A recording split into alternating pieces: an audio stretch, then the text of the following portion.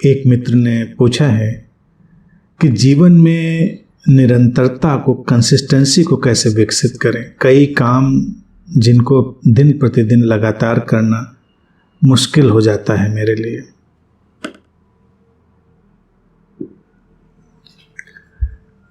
बहुत सारी चीज़ें देखिए क्या होता है ना, वो केवल हमारे माइंड की प्रोग्रामिंग होती है। कंसिस्टेंसी, निरंतरता तभी बनती है जब हम अपनी प्रोग्रामिंग को उसके लिए तैयार करते हैं और उसमें खुश होते हैं। जैसे हम भोजन तो रोज करते हैं, उसमें तो कंसिस्टेंसी है, उसमें तो निरंतरता है। घूमना फिरना हो व्यक्ति की, उसमें भी कंसिस्टेंसी रहती है। लेकिन किसी को कहा जाए कि तुम रोज योग करो, रोज एक्सरसाइज करो, रोज ध्यान करो, तो कई बार जिनकी उसमें बहुत रुचि नहीं है उनके लिए उसको निरंतर बनाए रखना या रोज नियमित रूप से कर पाना मुश्किल हो जाता है, क्योंकि उनको लगता है रोज एक्सरसाइज, रोज योग, रोज ध्यान, ऐसा कैसे। या और भी कोई अच्छी बात, बच्चे हैं तो पढ़ाई हो या और भी जीवन के कोई भी अच्छे कार्य हो, क्योंकि उनका दबाव हम अपने ऊपर लेते हैं। लेकिन अगर हम उनसे मिलने वाले लाभ की तरफ अपने ध्यान को ले जाएंगे कि जो हम निरंतर अपने जीवन में शामिल कर रहे हैं गतिविधि, उससे हम कितने लाभान्वित हैं, तो वो हमारा हिस्सा बनती है। और फिर इतना तनाव भी लेने की ज़रूरत नहीं है। कभी कभार कोई चीज़ छूट जाए, मिस हो जाए, तो बहुत उसके लिए आहत होने की ज़रूरत नहीं। फिर से उसको शामिल कर लें, फिर से उसको देख लें। अब बीमार पड़ जाओ, मान लीजिए डॉक्टर दवा प्रिस्क्राइब कर दे, तो दवा में कंसिस्टेंसी तो हम बना ही लेते हैं। फिजियोथेरेपी प्रिस्क्राइब कर दे, हमारा हाथ नहीं उठ रहा था, पैर नहीं उठ रहा था, बड़ी कंसिस्टेंसी बना लेते हैं, क्योंकि अब मुसीबत में पड़े, मुश्किल में पड़े।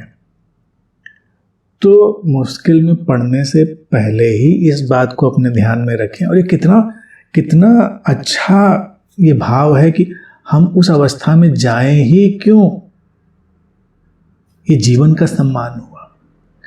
तो हम सारी अच्छी बातों में जो हमारे जीवन के लिए उपयोगी हैं कंसिस्टेंट हो जाएंगे, निरंतर हो जाएंगे। क्यों दवा खाएं, क्यों फिजियोथेरेपी में जाएं, पहले ही वो सब काम करते रहिए।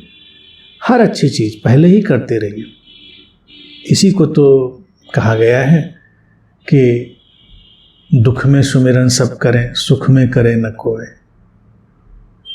अब ये दुख और सुख वो वाला नहीं है और ईश्वर का सुमिरन नहीं है। ये जो बात है, इसका जो वास्तविक अर्थ है वो यही है कि मुश्किल में पड़कर कोई काम अच्छे से करेंगे।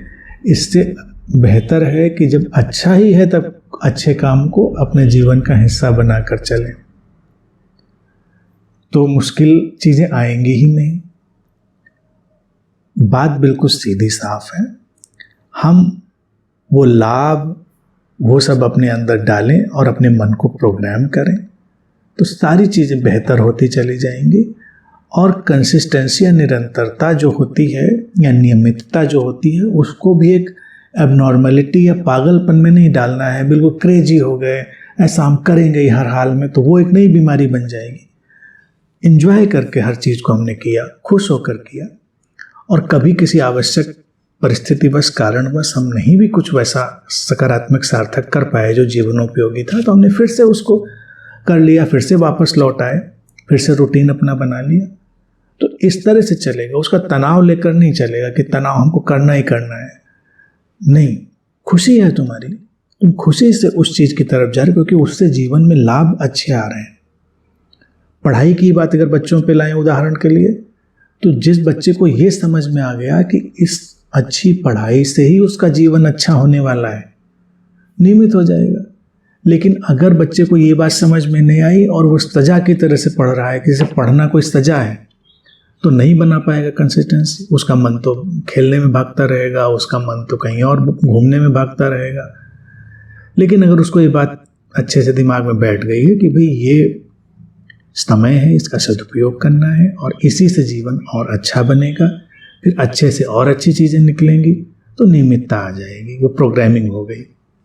जब भी हम जीवन के अच्छे परिणामों की तरफ जीवन के सर्वोत्तम लाभों की तरफ अपनी दृष्टि ले जाते हैं, तो ये कंसिस्टेंसी, नियमितता धीरे धीरे हमारे जीवन का हिस्सा बन जाती है।